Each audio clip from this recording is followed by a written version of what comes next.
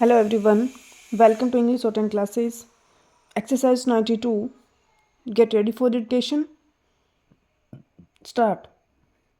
This question, sir, in my humble opinion, should be viewed from a different angle from which it was looked at and discussed here yesterday. Stop. It is true that it is correct in principle that the railways, whose entire capital at charge is drawn from the general revenues, should be able to make a good contribution to the general revenues, but in applying this principle, care must be exercised. Stop. If we are looking at railway systems in advanced countries like the United Kingdom or the United States of America or any such countries, this principle no doubt could be applied on all fours. Stop. But in a country like India, whether it could be applied is a question that should be considered. Stop. It was argued that the railways have a long history, and because they have long been an established concern, they should now be able to contribute to the general revenues. Stop. Although it is true that the railways are a long established concern, still the circumstances under which the railways were run are not being examined here. Stop. The railways, as we all know, before independence were run not on a welfare state basis, but they were run on the system of strategic lines. Stop. When the railway lines in India were formed, it was not the question of developing economic resources, it was not the question of linking up industrial centers, it was not the question of linking up the railway system with pilgrim centers or centers of density that promoted the authorities, the private companies to start the railways in India, but it was the strategic concern of the British government then that prompted these companies to form railways. Stop. The question of arriving at a correct pattern of railway system from the point of view of developing and exploiting the natural resources of the country from the point of view of developing the backward areas of the country is still there to be examined and to be attended to. Stop. Well, from this point of view, as anybody can see, there is much scope for developing the railways. Stop. In fact, there is so much pressure on Honorable the Railway Minister for new lines that one will be at a loss as to where to find the resources from. Stop. They have undertaken in the second part of the 5-year plan to construct new lines of 1500 kilometers in length. Stop. In order to have a perfect railway pattern to be able to exploit and make use of the natural resources of the country to the fullest extent, although we cannot dismantle the railway lines that we have now, still these lines have to be linked up to fulfill that requisite of exploiting the natural resources stop.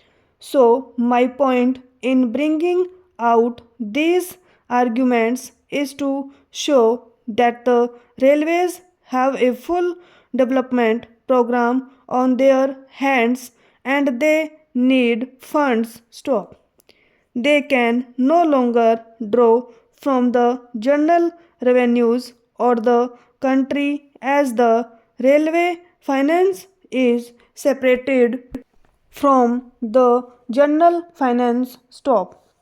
They have to obtain the resources that are required for development either by loan or otherwise stop. There is the other need also to be examined in this connection the need of passenger amenities stop, both inside these houses of parliament as well as outside. It has been agitated that passenger amenities are required to be given in a larger and larger number stop. The second class passengers before independence did not get adequate amenities stop. In fact, the condition of the bogies, the condition of the waiting rooms, the condition of catering facilities, and the condition of housing, all these things needed much attention stop.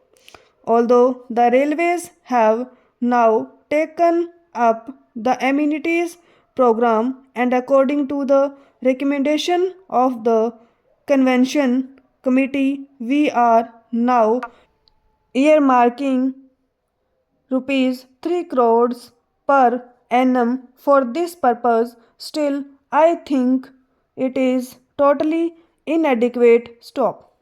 The railway administration has now recognized the fact that greater and greater passenger amenities are to be given stop, but they are not going on the right lines stop.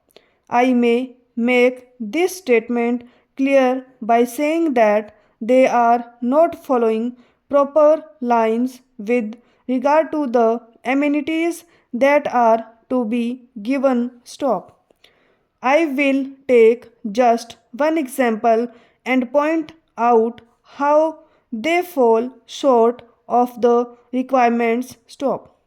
Well, the question of providing waiting halls for second class passengers has been a much mooted question and that naturally gets a top priority in the amenities program stop. Well, the so called waiting halls that are now provided are like this stop. The holes are there. The exit gate from the platform opens into the hole, and the entry gate into the platform opens into the hole so much so that in fact the hole is only a passage stop. When people come and go, how can the second class passengers take rest here?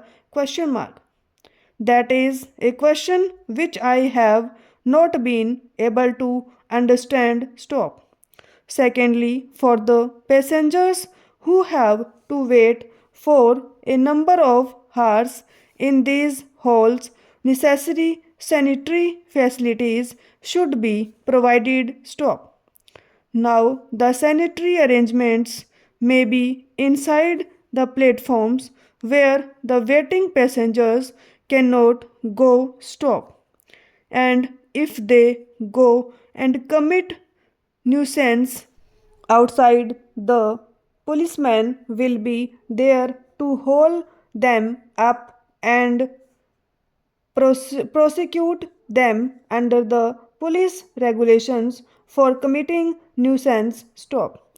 So it is not imagined that when passengers are required to wait for 10 hours or 12 hours in these waiting halls they should have some bathroom facilities as we have for first class or for higher class passengers stop.